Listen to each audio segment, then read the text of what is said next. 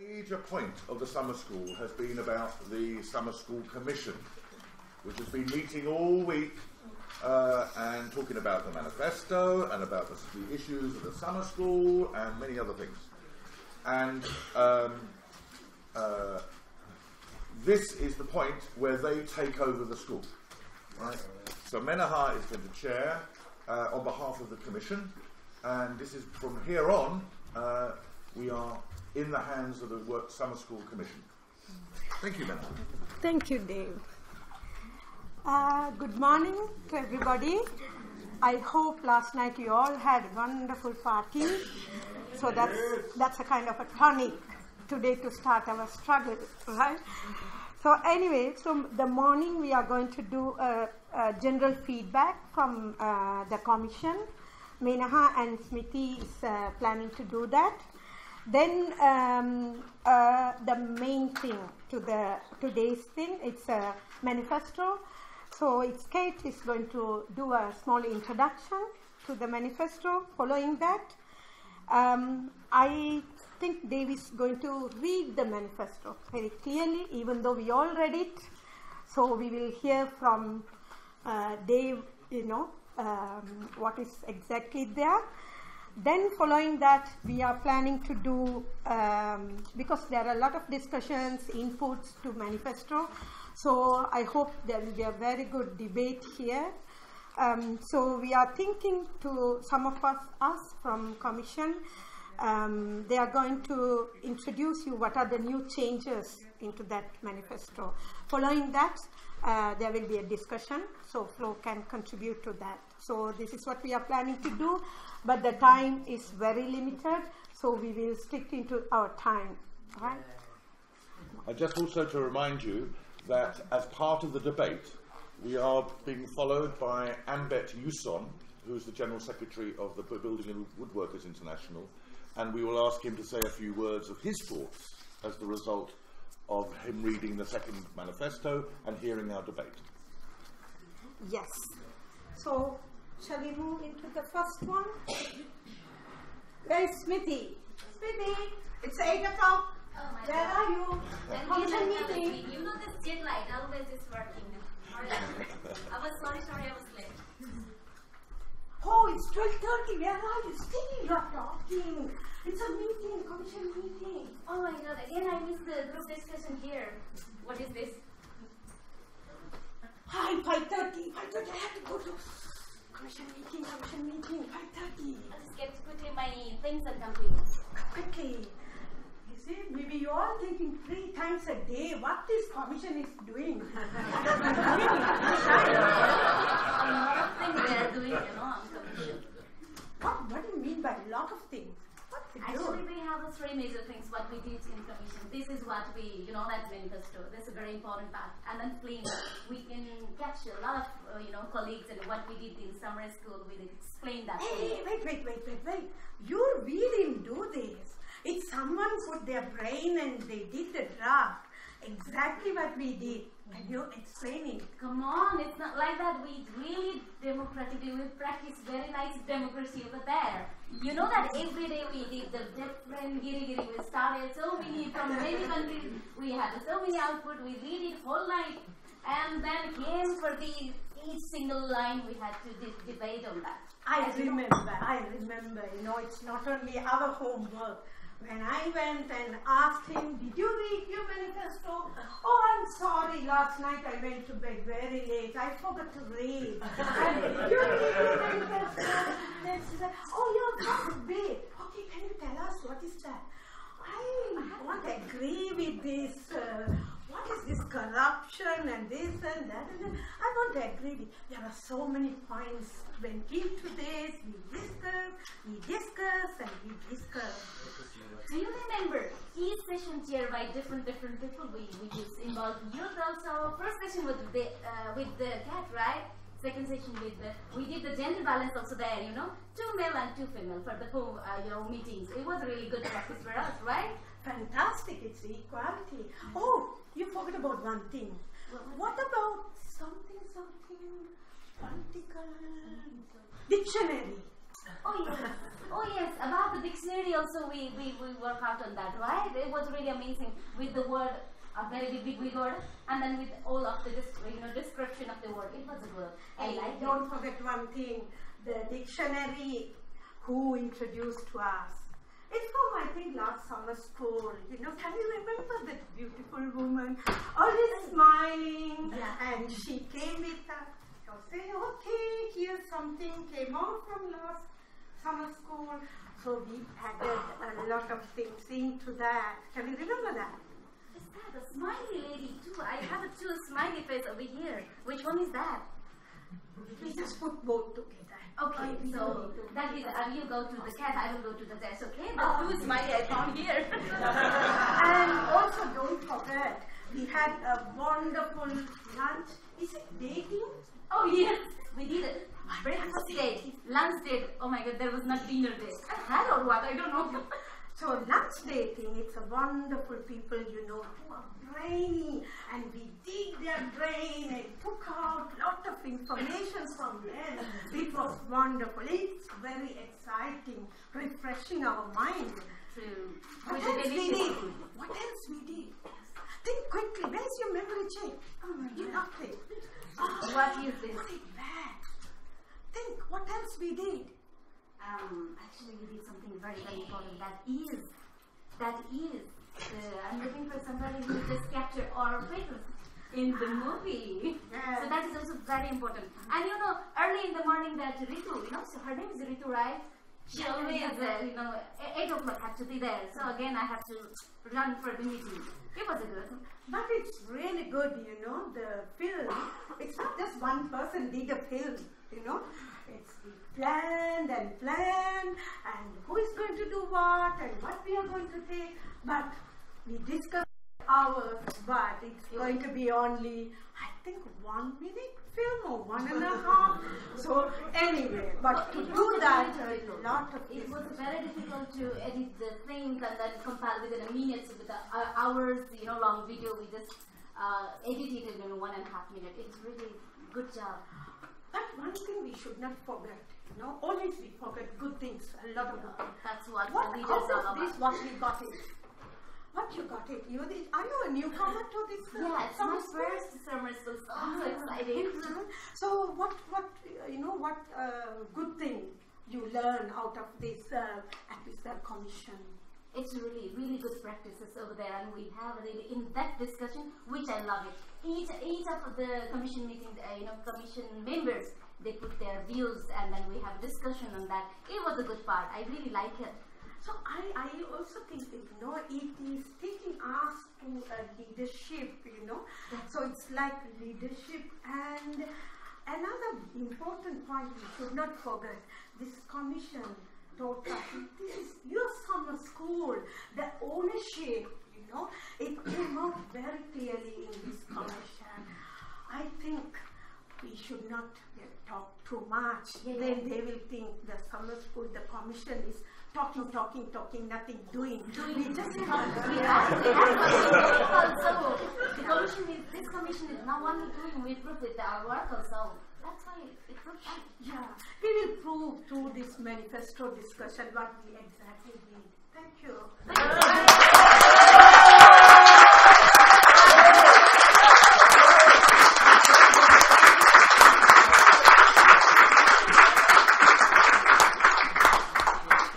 Okay. So what next? Kate is going to introduce a small introduction to the manifesto, and you got 5 minutes. We took more time. So.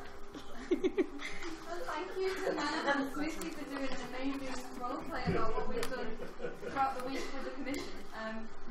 Just really, really briefly, just to introduce the manifesto, what we're doing today is we've given everybody a hard copy of a revised manifesto. All of our changes are in red. We're going to run through the changes. People are going to take it in turn to discuss the changes with you, and then we're going to have a debate. But just about the process of where we are now, when we received this early in the week in draft form, we were tasked with understanding and reading it and getting the Commission to get to grips with all of the topics in the manifesto. Throughout the week, the Commission has decided they wanted to involve absolutely everyone's views in the process, and so took it in turns to talk to everybody here and everyone who was presenting and speaking and all the delegates. So hopefully we managed to incorporate everybody's views into this document. It's now called the Living Manifesto, so it's in draft form, and we can still keep adding to it as we go along. But I just wanted to thank the Commission members for their vast commitment, 3 meetings a day sometimes, in helping to get to this process. So I'll leave it there. Thank you.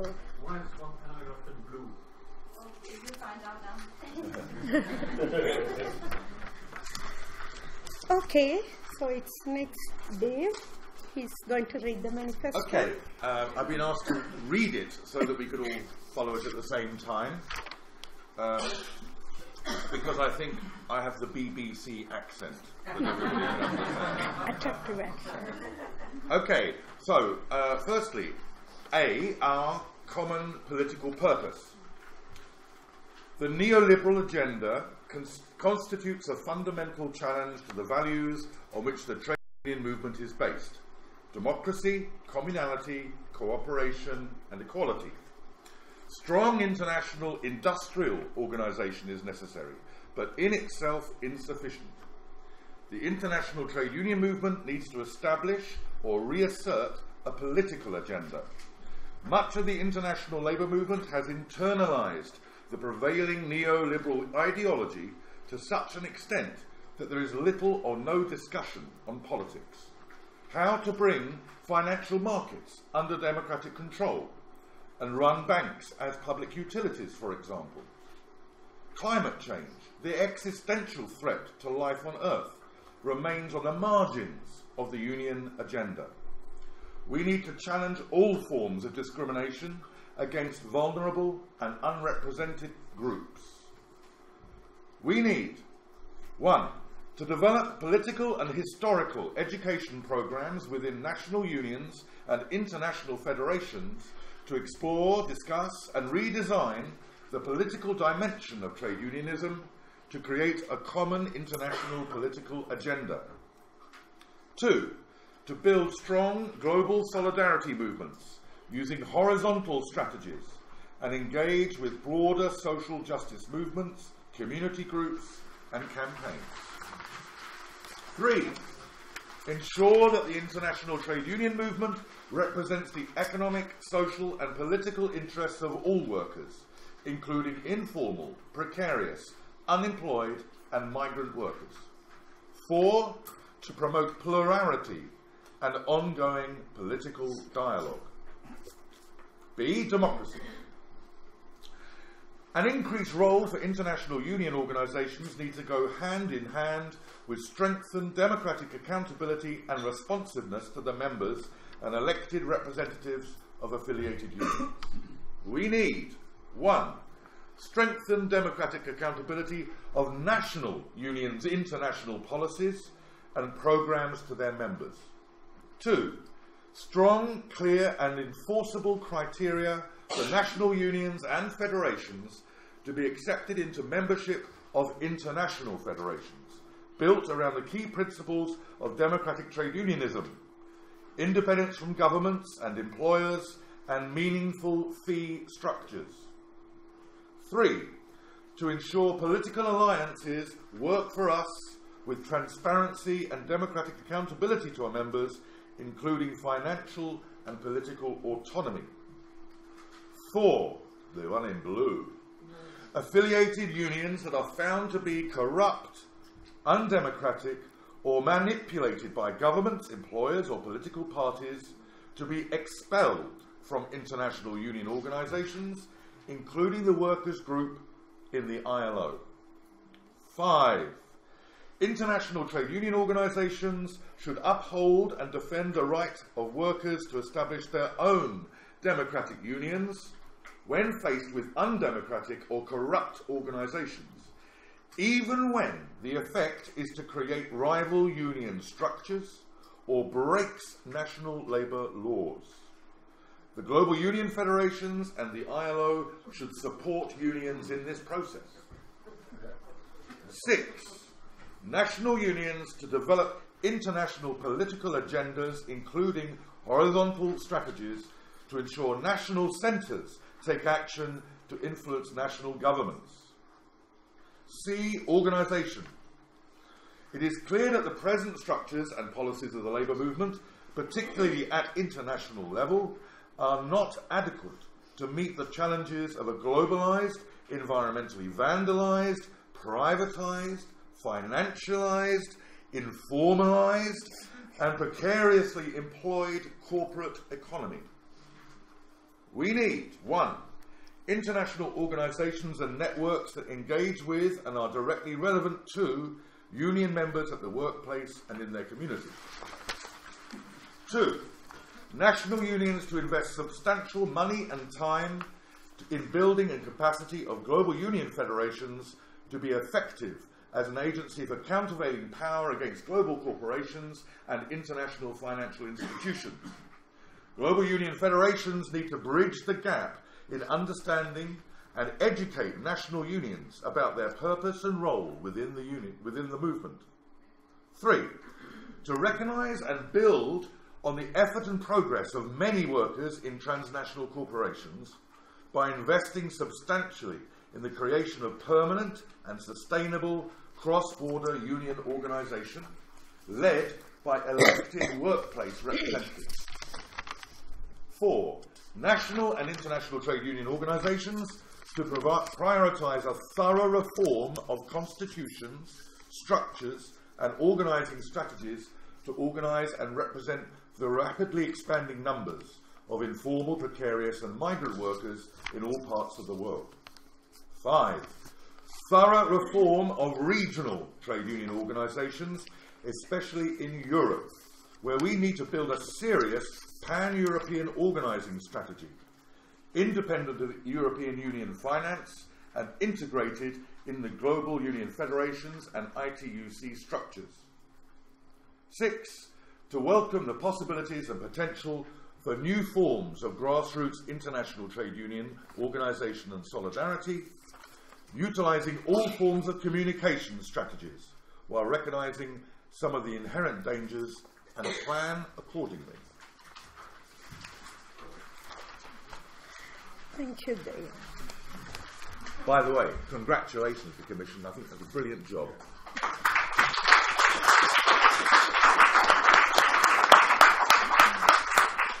Yeah. The draft manifesto become a living manifesto. How this happened? There are a lot of changes into it. So now I'm inviting the people from Commission to come and tell us what are the changes happened from the draft manifesto. So maybe first, Cedric, can you start with that? Thank you.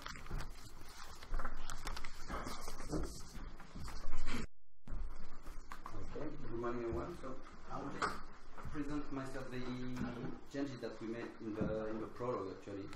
So thank you Dave because you've done it so brilliantly. There's not much changes actually, so my work is really easy today. Thank you very much. We just for the third paragraph, we instead of international trade union, we just put trade union. You know, based on the discussion we had, that it should be changed from below and not only from above. And that reflected by not expelling national unions in the process. Thank you very much. Oh, very good. Thank you, Cedric. So next, Ritu.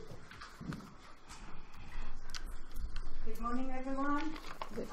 Okay, in this section, this was entitled political, and it was politics, I think, and it was the last point, number 3. So we had made a decision that this needs to come to the front, and this decision was not just the Commission. ISS was the first one to raise it, and then we went round and talked to people in some school, including people who were invited to speak, as well as people who are attending the school. So people like Ron Oswald from IUA, Daniel from PSI, Stuart from ITF. They were involved, and then we've also got contributions, many contributions from the floor. So the first word that we added, we first of all changed the title to Our Common Political Purpose. because we thought politics on its own was not good enough. We needed to incorporate it within a different title. Then we've added democracy, as you can see highlighted, the first highlighted word, because through discussions with many people here, we found that there were different things going on in the world, especially in the global south. There are many different problems with their democratic structures where leaders sit there for a long, long time, and the people who are actually skilled can't rise above. So we thought that needs a good, strong emphasis. Then at the bottom of that paragraph, we've got against vulnerable and underrepresented groups. We had started off by listing black workers, LGBT workers, disabled workers, women, young members, but then we found we were getting too many additions, so we just gave it the common title of vulnerable and underrepresented groups. This in particular, I think Thierry had wanted to add sex workers as well, so we thought if we put that under vulnerable and under underrepresented, then it should get the whole spectrum. Lila also had said that she wanted in particular women added, so it is within there, because this is, we couldn't make it too long a document, it's already quite long, but it's within the detail of this document. Then we thought in the first point number 1, we changed the word to develop. I think it was originally I don't remember. Established, that's right. So we thought we'll develop, because we can't really establish, and it's a living manifesto. We need to constantly develop. And the really important word for all of us, and me being a new delegate here, new student here, was historical. Because here in this week, I've really learned a lot about union history. And I think that's what gives us the background, it gives us the roots to what we need to take forward. All the people that have got us to this point, it's very important to actually create that passion. So that's in there. In point number 2, we added horizontal strategies to kind of like take into account hierarchy. We wanted to remove hierarchy, so we thought if we put it on a horizontal level, then hopefully it takes away some of that corruption that starts from one level to the other, so that it can remain pure. That was the reason for that. We've also added community groups in that section, because I think the struggle is not just for us as union activists. We definitely need to get the community involved in a simple thing like elections. You know, it's everybody's right, but look how many people actually come out to vote. So we need to ensure that people in the community groups also are very aware of what trade unionism is about and how they are a definite part of it. Then in point number 3 over the page, we've got, we added economic, social and political. We also added unemployed workers, because all our unions have had several redundancies, and we've got those workers that are sitting there vulnerable, looking for other jobs, and we thought it's still our responsibility to list that as a separate category of people. And then we added this new one, to promote plurality and ongoing political discussion, dialogue, because again, it's something that's really, it can get in the way of progress, so we thought that was the most important. That's it from me.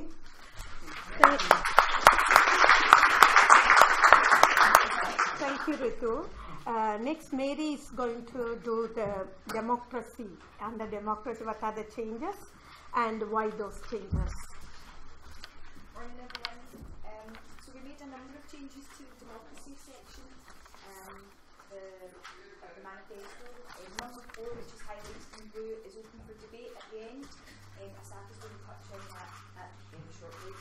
So for number 2, we added into the end meaningful fee structures. We thought this was important to add because there's a problem, particularly in the Global South, with free membership, and the Commission felt that it was important to put that in, because if there's no payment, there's no value, and if there's, even if it's €1 a month or something, then it gives people ownership. So number 3, we've added a new point in. We felt it was important to retain independence from governments, and the new point is to ensure political alliances work for us. This was an important point from the Commission and from a number of delegates here, as we want to ensure political alliances are working for us, and not just taking the union's money kind of thing, and to remain independent from them both financially and politically. And number 4, as I said, is open for debate. We had lots of opinions from delegates on this point and some heated debates in the Commission itself. And we're here to open the debate, so if you can have a think about that while we're carrying on. Number 5, we added the GUS and ILO at the end because we felt the international GUS and ILO should support unions in establishing free trade unions in places like China and tactically support them to do that. And number 6, we added this point in to emphasise the need for national political agendas and influencing governments in their own countries, and this was a point made by PSI and also by the Commission. Thank you. Thank you, Mary. So, under the section of organisation, Maddie is going to explain.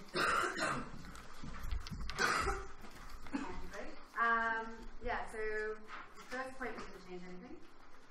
The second point, this really came out of the discussion yesterday with the GUS. It was really clear that there's a lot of mismatch between what people think, what national affiliates think the GUS do, what the GUS think they do, and yeah, there needs to be a fair bit of work to bring that together. So that was Commission, but it was also just what we saw in the room. Number 3, so yeah, to recognise and build on the effort and progress of workers in transnational corporations. This came out of Ron from the IUF, who the original point said that we need to kind of establish these things, and he made a really important point saying, no, actually there's a whole lot of really good work that's happening, especially in, say, Pakistan and stuff like that, and we really need to recognise that, and through doing that we do actually give some money and some support and ongoing support to those struggles. And then number 4, about informal and precarious and migrant workers. I think we just added informal workers to this, so it was just broadening that a little bit more. And then number 6, it used to be just social media strategies, and we thought, well, a lot of unions, probably not enough, are already using social media, but there's also a lot of unions who are using other communication strategies. So social media is not new anymore, so let's not make it new. But yeah, that's it.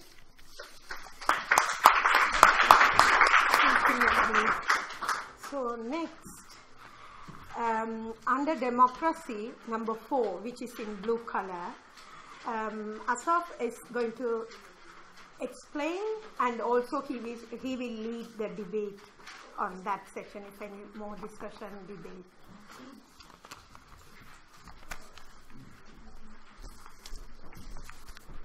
Okay, since I'm talking about the problems of the big people,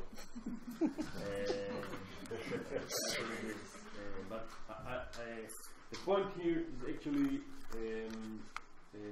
that we refer to the fact that international unions are at least encouraged, or at least given the legitimacy to expel trade unions that are found corrupt, undemocratic, or manipulated by governments, employers, and political parties.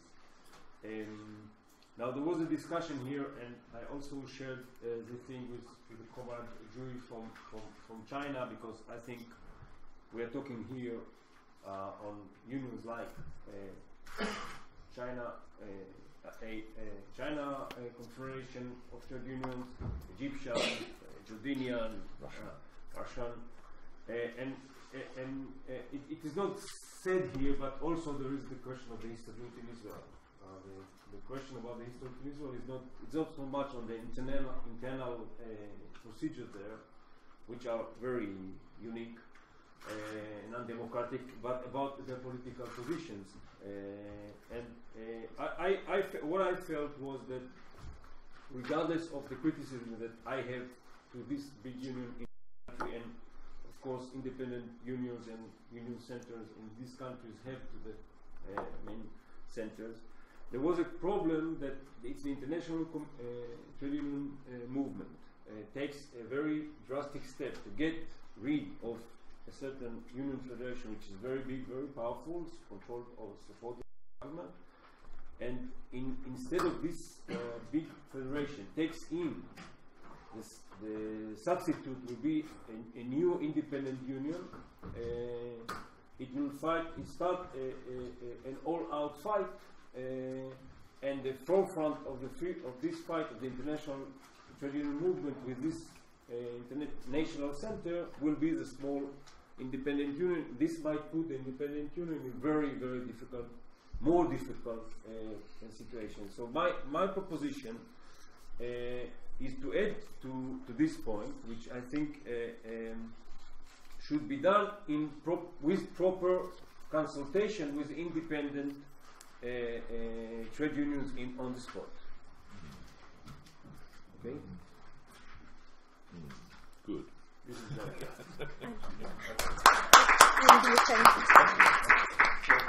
this is open to discussion now, so people want to comment.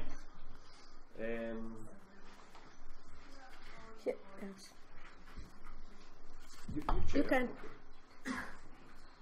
I'll take a chair. Yep. Yes, I'm talking about this point number 4 in blue color. I think it's important to add this kind of points in the manifesto, and because sometimes at national level we feel that those trade unions who are affiliated with the global unions, they are not very democratic and not doing practical work at the national level. And the second thing is that when we talk about that the unions manipulated by government, employers of political parties, I think we can add, if people agree, those unions who are formed by politico-religious groups, like they are not particularly related to some political party, they don't claim, but they are working on religious terms and religious basis. People agree, we can expand that in this way. Okay. I think it's a really important point. I'm glad it's in there. It's dramatic, quite controversial, but it's what we need in order to clean up the international labour movement. I don't want to make this manifesto longer, but I think the important part of that point is establishing a process. Because as Asaf says, if we kick out the history loop, there are going to be all sorts of other consequences. And if there's a big conference and a whole bunch of union federations and unions get expelled, it's going to cause all sorts of ripple effects. It's going to cause a division in the labour movement. What we need to do is have really, really clear principles and agreements on these principles, and then establish a process for essentially auditing all of our unions to see whether they meet these standards. And before there is expulsion, there should be sort of opportunities for unions to address these problems and be made aware that you risk losing your connection to the international labour movement if you don't reform, and so it becomes a bit of a dialogue rather than just a split with people that you disagree with. Okay, can you? Yeah. Can I? Well, I'd like to say a few words about this as well. I'm really pleased that the Commission highlighted this question for debate, because it is so important. My own view of this is that ultimately it's a political judgment in different circumstances. You do make a political judgment, and it is difficult to be, the criteria become very slippery. Let me take an example. Let's say that you've got a country where there are home-based workers, okay? And the organisation that's trying to organise those home-based workers is actually an NGO, right? It's undemocratic, it's run as an NGO, but it wants to become a union, right? And it wants to know, it wants to learn what it has to do to become a union and move in that direction. So in that circumstance, you'd hope that a global union federation would be encouraged and bringing it into membership as soon as possible, but as part of a process of growing a proper democratic union. On the other hand, we know of clearly undemocratic unions that have no intention of reforming, right? And it's blatant to everybody to see, but nobody mentions it. Closed mouths, right? Because they are members of the global union and you can't challenge it. So I think the principle behind this is to try and develop those criteria, but accept it that it is a political judgment. I mean, Israel is a very good example. It's a political judgment you have to make. But we want the global unions to make it, not just to sit. Right? We want them to actually make those judgments and take action. Thank you. Dan? Dan, you want to say something? Yeah, well, of course, I want to support what Dave just said. I mean, it's this is a can of worms, and we have to be very careful with this. And for this reason, we need to introduce some guidelines of the process, because anybody can accuse anybody else of being corrupt, undemocratic, manipulated, etc., etc.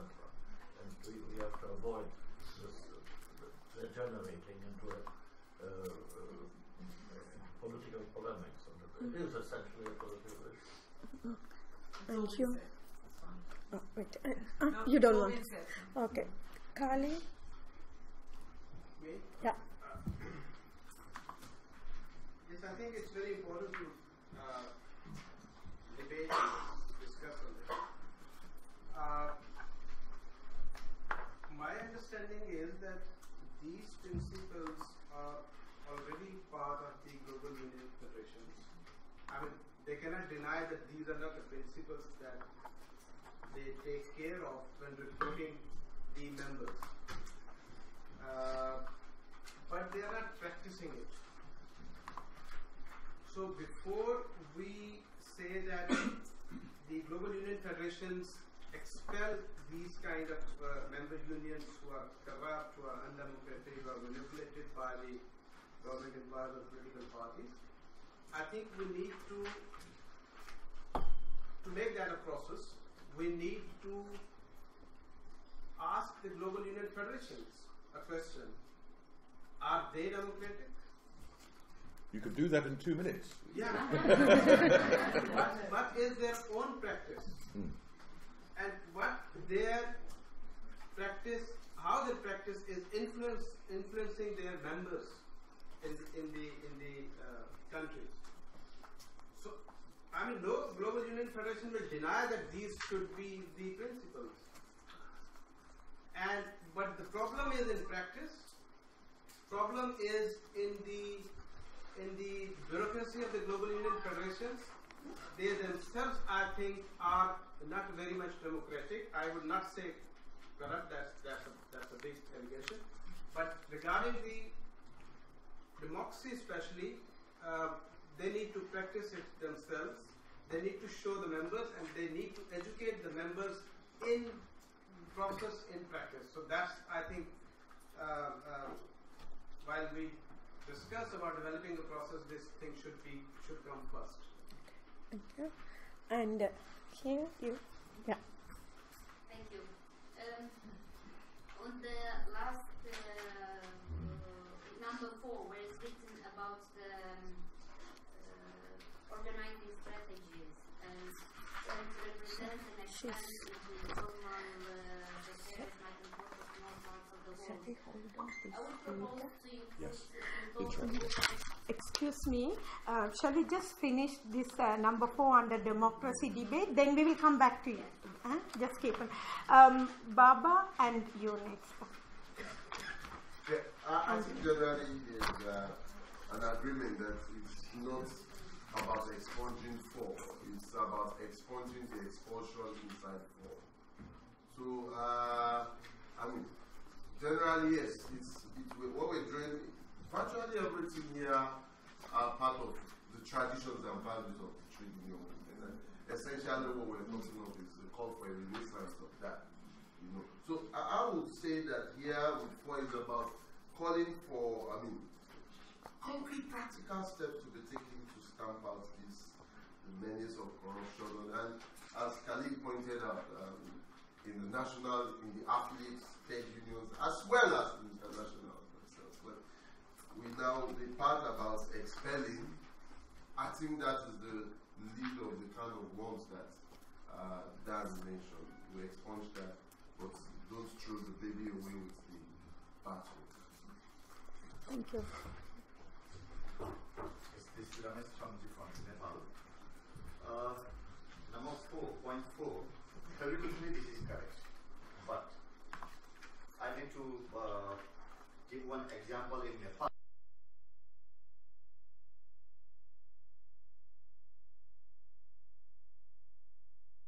And we have the one of the strong trade union, that is the Maoist Union in Nepal.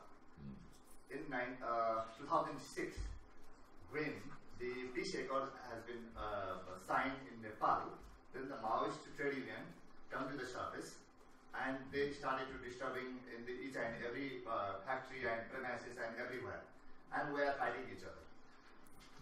They are manipulated by the party, that is correct.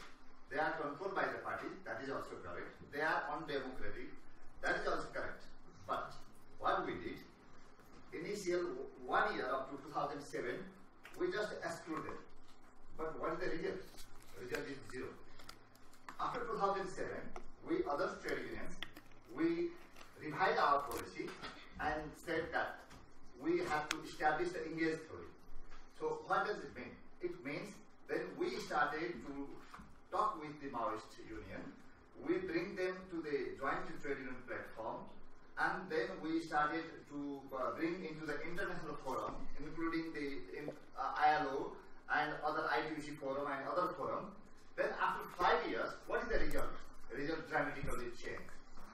Change is that they started to elect their leadership in the local plan. So previously it was a party control, now they are elected. So we want to change them or we want to exclude them. So that is a big question. So when we are talking about the politically party manipulation, sometimes it happens. But if we started to bring into the international forum and we give the international experience and others, we can change them. That is our experience. Now, I am not going to say that the Maoist trade union is very much Democrat. That is not correct. But they started to the democratic process. They started. So it means we need to change. So based on our experience,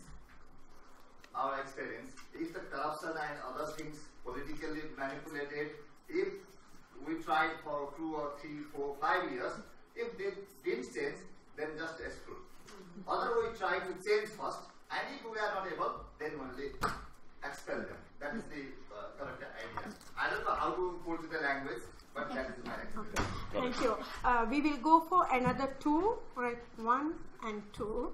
And because we have to come back to Amber, then later if we got time, we can get more. Okay?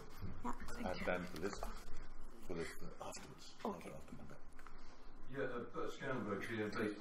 Well, I quite accept the spirit of what this is trying to do. I just think it's, in practice, it's going to be very difficult to make it stick.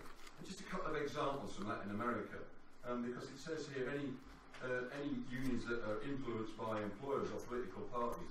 Well, if you just take the example of Argentina, every union in Argentina would be excluded because they are an integral part of the Peronist party, and therefore, by continuity, they're an integral part of the government. So that particular case, I think, will be very difficult to resolve.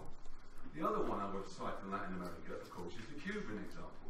I'm under no illusions about the neutrality and independence of the CTC, but there are some very positive influences inside that organisation, and as Cuba's economy is going to move to a more market-orientated economy, the CCT will be the best guarantee for workers who, in the end, I suspect, will finish working for multinational companies. So I wouldn't like to just exclude the CCC either, for various reasons. So I think it would have to be a very flexible system indeed to be able to incorporate all these anomalies depending on which part of the world you're looking at. Okay, Indonesian comrade. Yeah.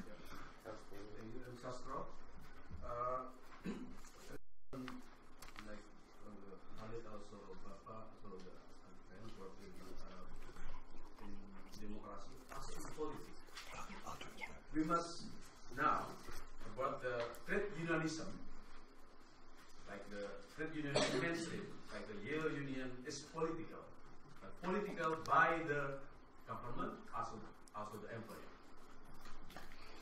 They have of the strategy, they have of the motive, they have of design. This is, I think, I think this one is very important.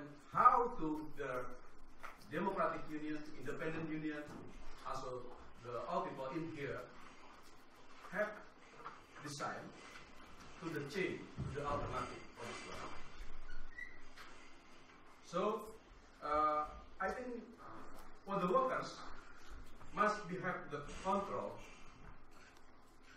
start maybe in the workplace state union, in the local level, in the national level, regional, and also in the international level. How to we to on this one. Thank you. Okay, I think they can. Okay, we would like, the debate hasn't finished yet, Dan, you're going to get a chance, but we want to bring in Ambet at this stage. We can carry on. Okay. If that's okay. Sorry? No, we haven't finished the discussion, but we want to bring in Ambet because I think he wanted to get, he's been waiting. So, Ambet, have you managed to follow the discussion? Are you there? No, we just lost. He's off and on. Okay. Just try once more, and if not. Hi, Ambet. Hi. Good morning, everyone. Did you manage to follow the discussion? Yeah, but it would be nice if you can repeat the most burning question. Okay, all right.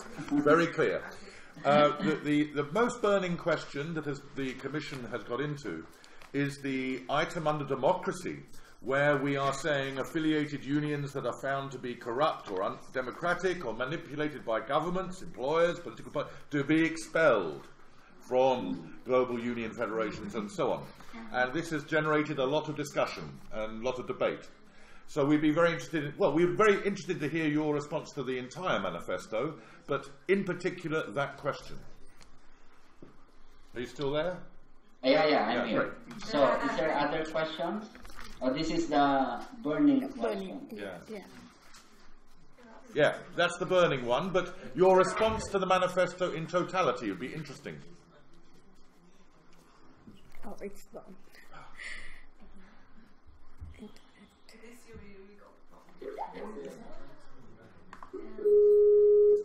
Just try once more, if not. Yes. Hi. Hello? Hi. Can you hear me? Yes. Okay. Should I reply now, or you have other questions? No, reply. Yeah, reply to this one. Okay. Yeah, no, I think...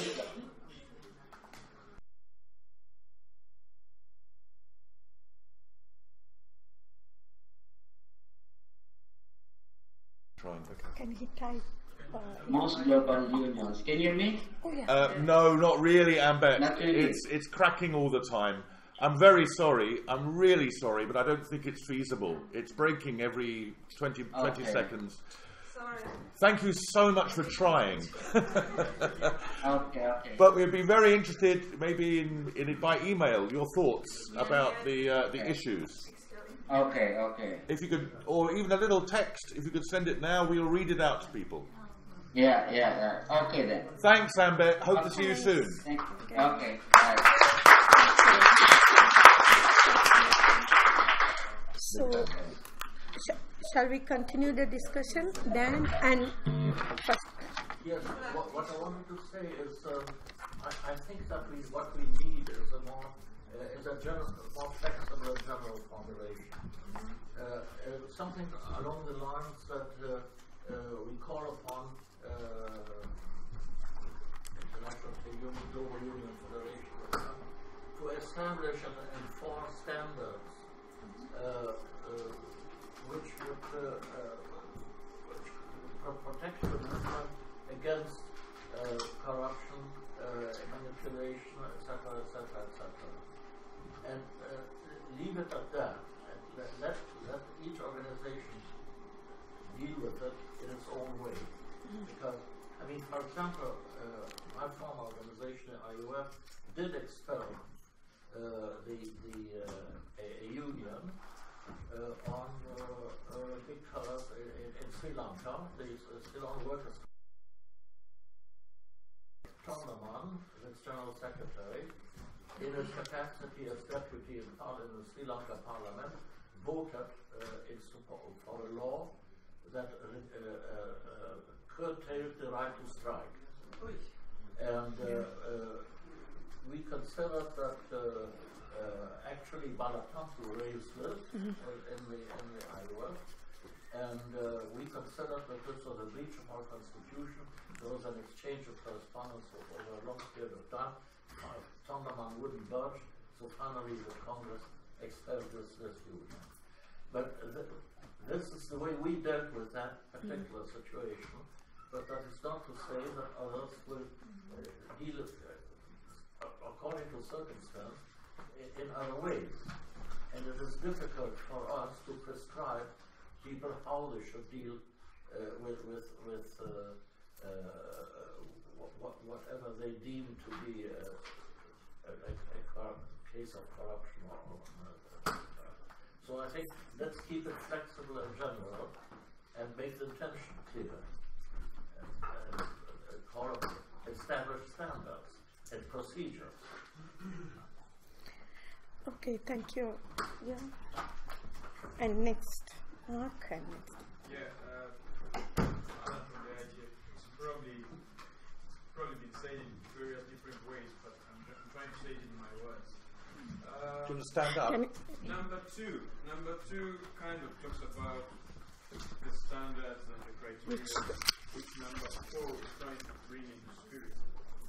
So if we could just add a line or two onto number 2, and instead of expelled, maybe to be suspend or call into question, and involving all, for example, the unions at national level, and also involve all the global union federations, because, for example, if a union is affiliated to 5 global union federations, and it is suspended by one, it might as well say, well, we have this for now, the other ones don't like us. So get all the global union federations to know about that particular union you're talking about, get all the national unions of a particular country, and then call into question. Because not to expel, but to tell them, hey, we know you're degenerating into this, do something about it, or the family is going to have a problem with you. Okay, thank you. Yeah. And next.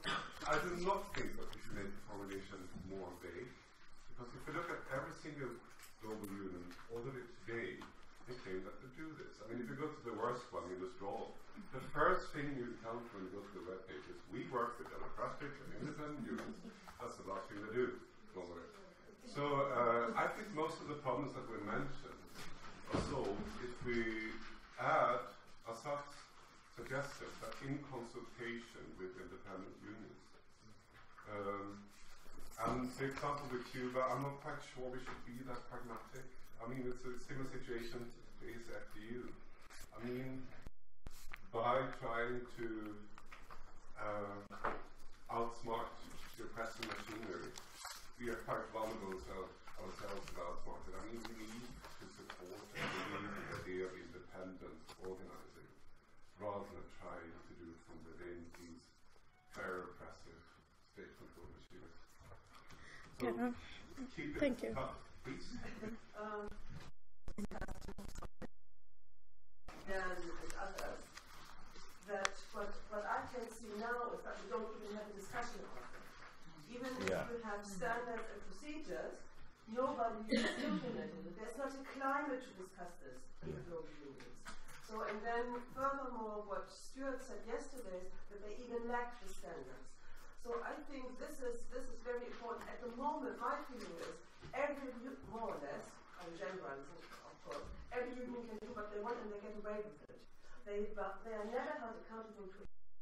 So I think if we start with the procedure, we start a process, we will come to those solutions, and they have to be pragmatic, I'm sorry, because otherwise we will be pretty lonely. I mean, if we impose tougher criteria, then you can as well say we start from scratch. Okay?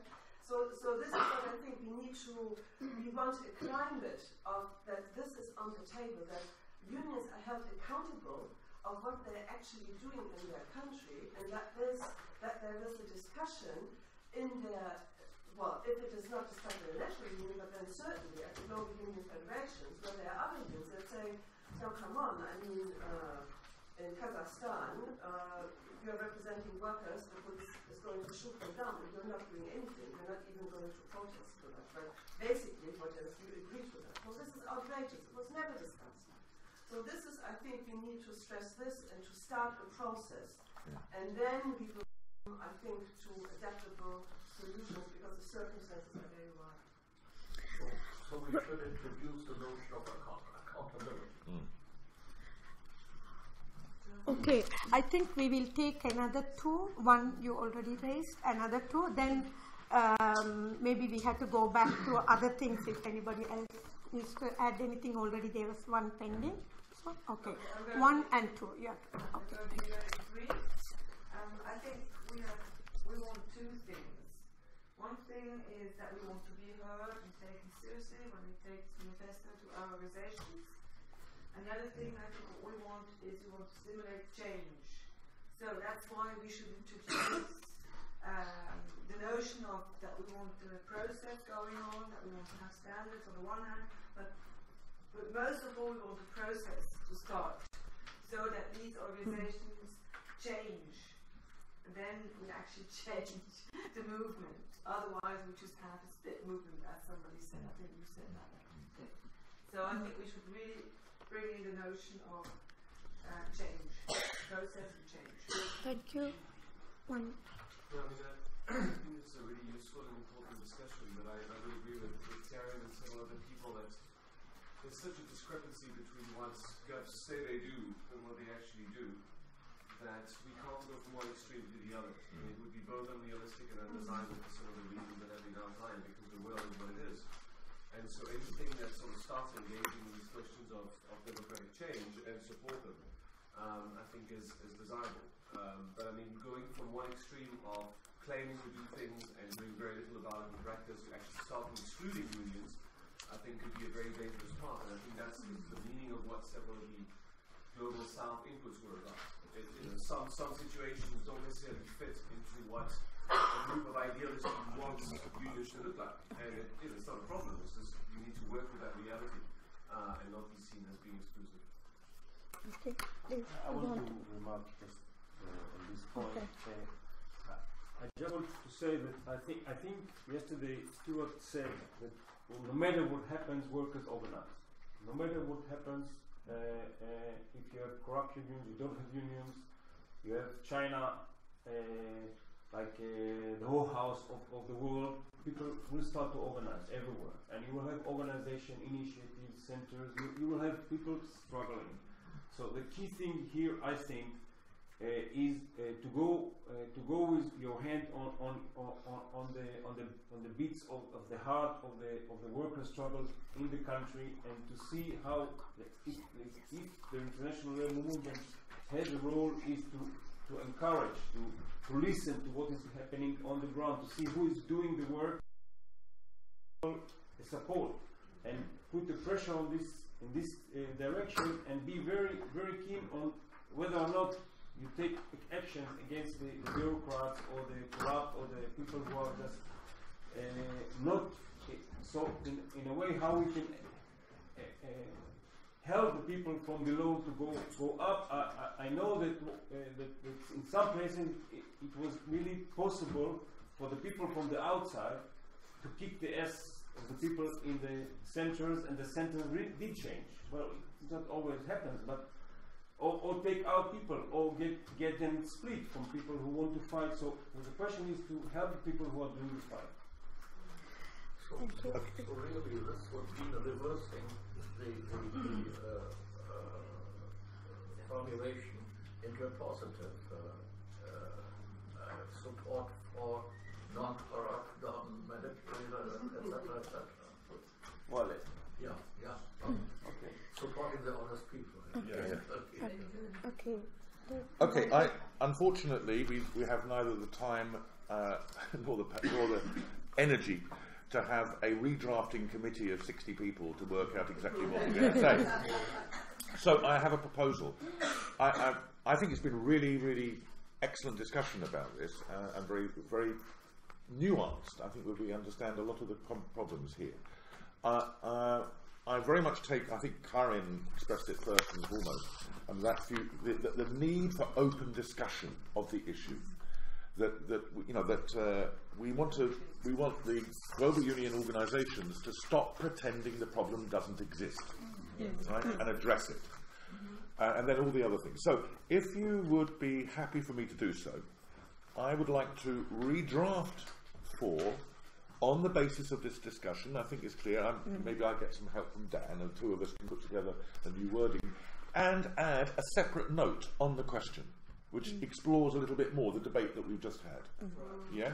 Okay. So that people understand that this is a complex question, and we recognise it to be a complex question. If that's okay, then that's what we will do for a final draft. I think it's is that good.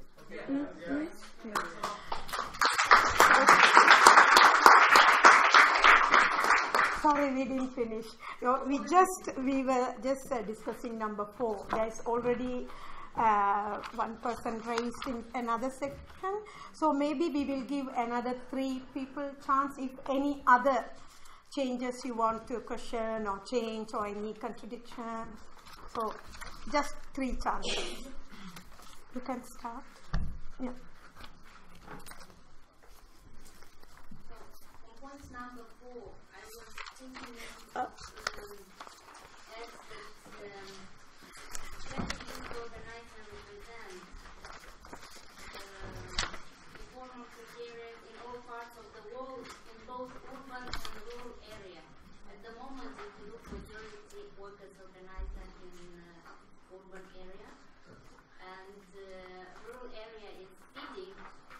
Rural workers are feeding all workers. But number 4 of the organisation C4.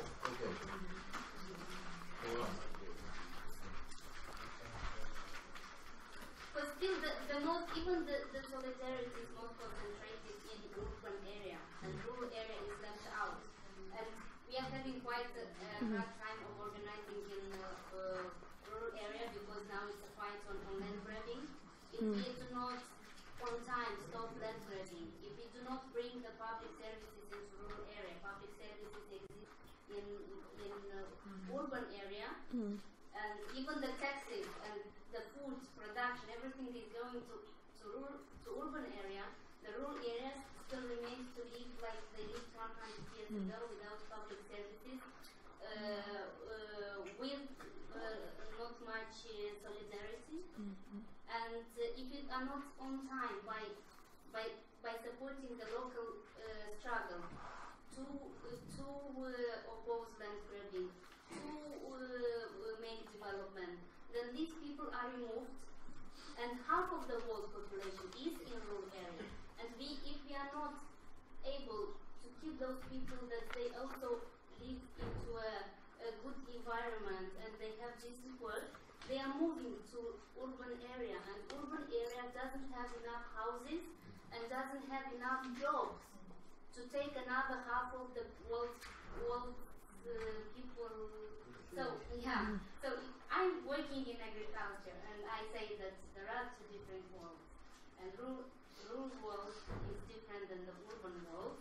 And if you can have on this, and of course, in IUF, for instance, we have food security as one of our priorities, because in reality, food security is an issue. The more land grabbing, companies are doing monoculture, and the more food security, one thing. The other thing is really now, you notice in the rich countries, more and more people in the cities also are dependent on the food banks, which means that the food is enough.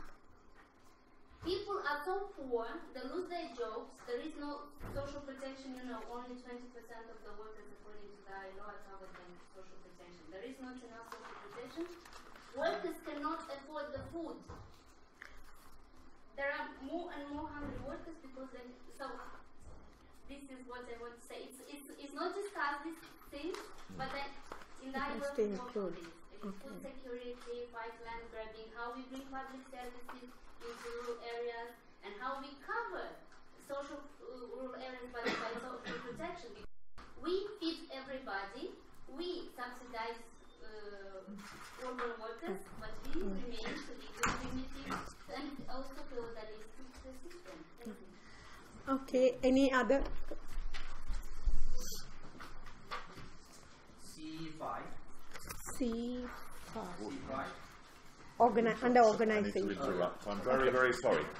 I need to interrupt the discussion. Ross, where is Ross? You've got your key? Handed in, according to Sean Sweeney. He's gone, isn't he?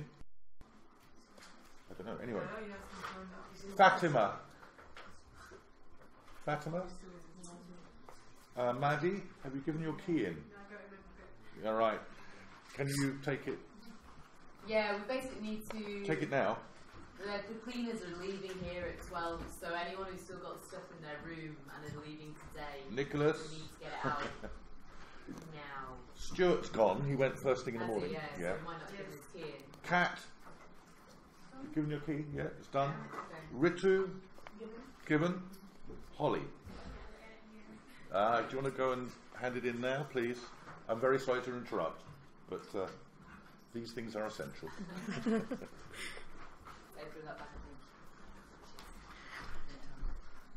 Could you also find out? Okay, shall we? Yes, please do. Yeah. I'd like to highlight C5, section organization, the need for reform of regional trade union organization. I think if we put the word especially here, we prioritize one thing to another, which means here we are prioritizing Europe. But I think the same reform is also needed to take place in other regions. At least I think we need to have a reform in Asia too. So either we replace the word especially with, for example, such as, or we add the regions, Asia, perhaps Africa, or Latin America, because I do feel like reforming the regional trade union.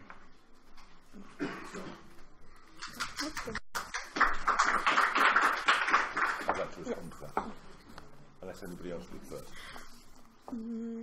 Is anyone else? In that case, no. I think you can I respond to that? Yes. I thought long and hard before I drafted this, and for exactly that reason. I appreciate that every region needs reform, absolutely.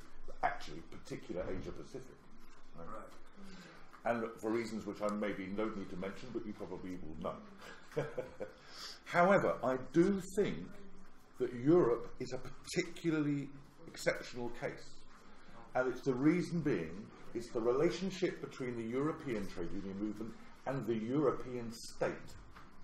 So imagine that all the Asia Pacific Global Union Federation regional structures, the ITUC in the Asia Pacific, imagine that they were financed directly by ASEAN, right? And they had their whole headquarters next to the ASEAN headquarters. That they spent all their time engaging with ASEAN civil servants and bureaucrats, right? It's the relationship with governmental organisations at a European level which makes it so different. So, yes, there are major problems in every region, and I think particularly Asia Pacific, but they are actually internal problems to the trade union movement itself.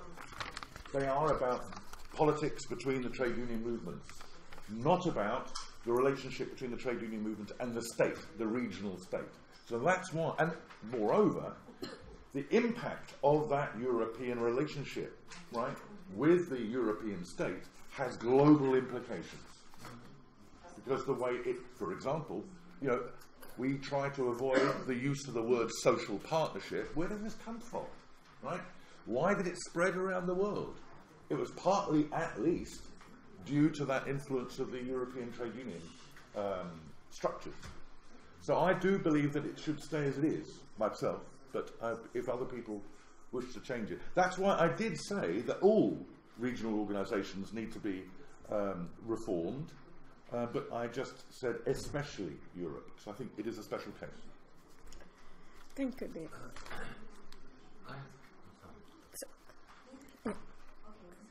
I'm Vivian from PSI from Brazil. Yeah, just give a view of how it's working in our regional case in Americas, the trade union organizations. If we talk about the case of the Trade Union Confederation of Americas, TUCA, there has been a process for some years of what TUCA calls auto reform. So there is an effort of the trade unions or movement of Americas gathered there in the TUCA in order to think critically about how it's working, and it has to do with the process of unification that happened some years ago. So it's ongoing and it's difficult. But I understand the same way as you put it. That's especially in Europe. It's compared to our region. It's different. Okay. Yeah, very minor typo in B5, next to last line at the end. It should be break, not breaks. Okay. Yeah. And then on C6 in the first line, I would suggest to substitute rank and file based to grassroots.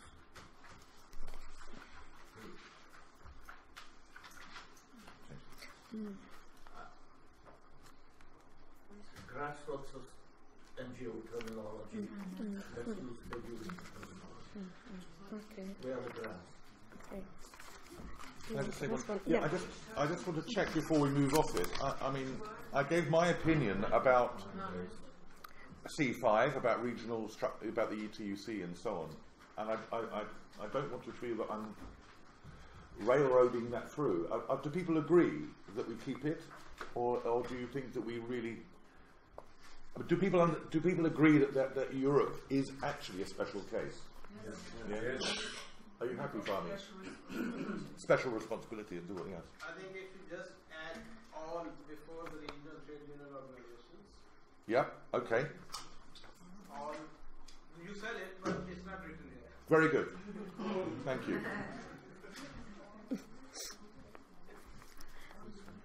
Okay. One last. Who wants to? One last. Who? I'm not sure, because I've been trying to find where there's been coverage of that. If we could put practical collaboration between international organizations, or I'll say GUS, you know why? Because what is happening now, I'll speak from the ITS perspective, we only go to other GUFs when we need support from some campaign. But we don't work together in our education programs or to tackle a particular agenda that affects workers. That's a good. Very good. Before the film, or?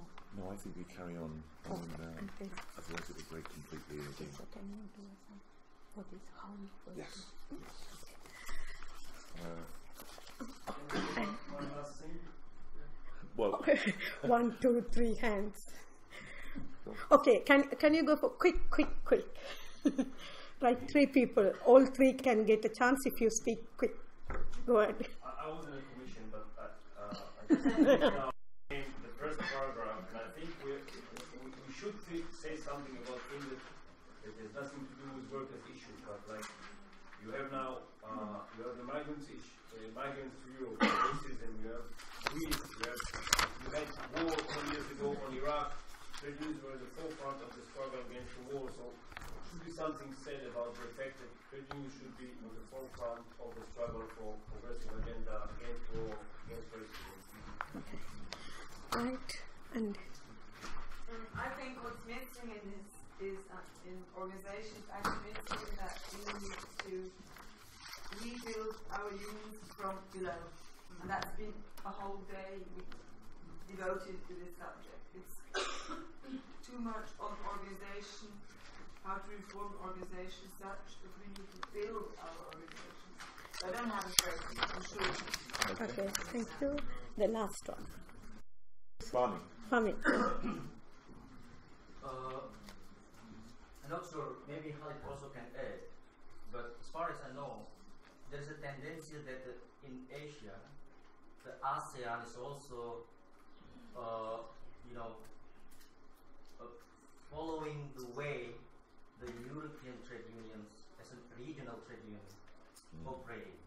So they have ASEAN Trade Union Congress, ASEAN UC, and also in SAARC.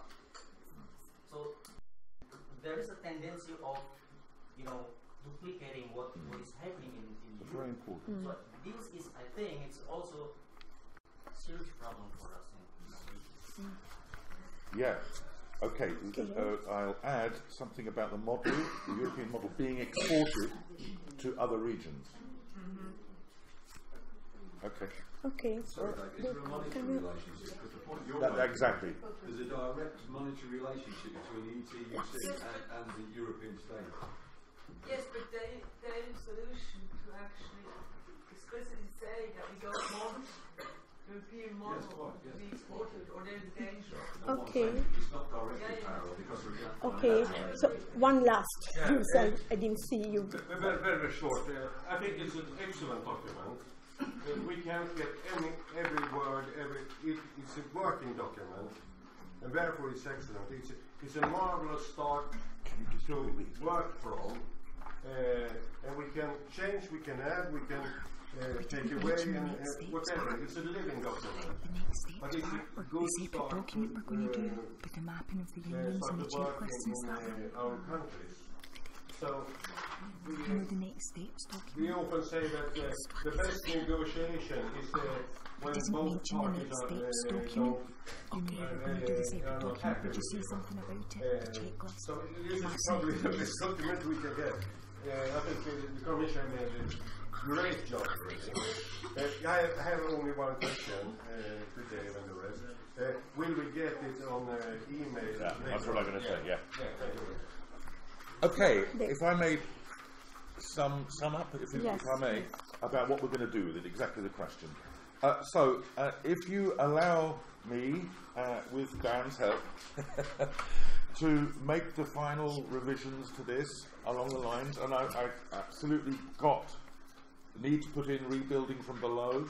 I've actually absolutely got the question about practical cooperation, not just in emergencies, but sharing resources and so on and so forth. Got it, no problem. And other comments are made. I made careful notes. So if you trust me and Dan to put the final version based on this, then we will do that. Then what happens? This is not going to be a manifesto of the Global Labour Institute. This is a manifesto of the 2015 GLI International Summer School. It's your manifesto.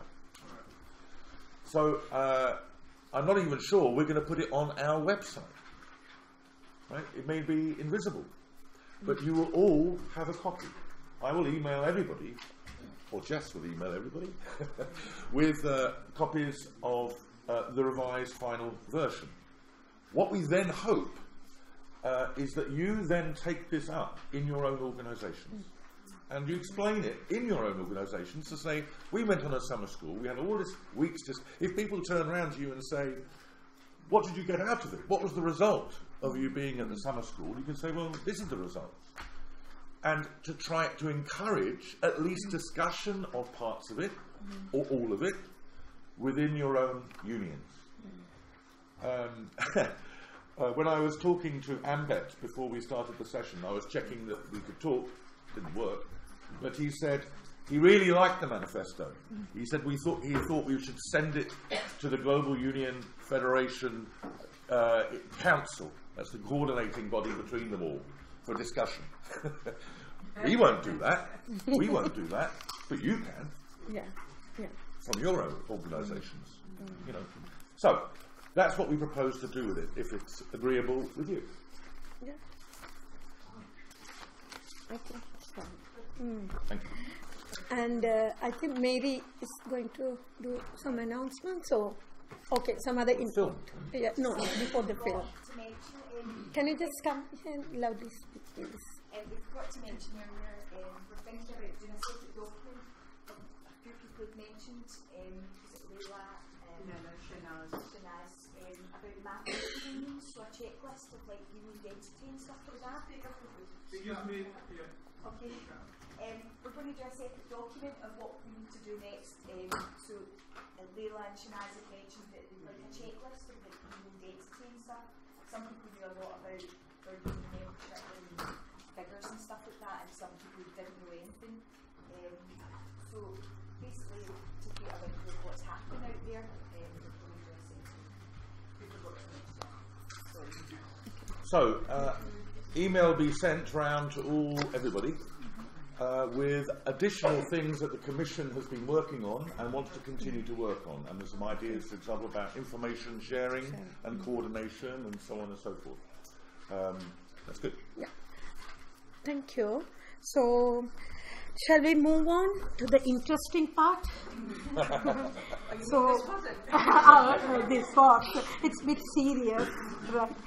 Okay, so next I will invite here Paula to show us the film. And you want to say something about before the film?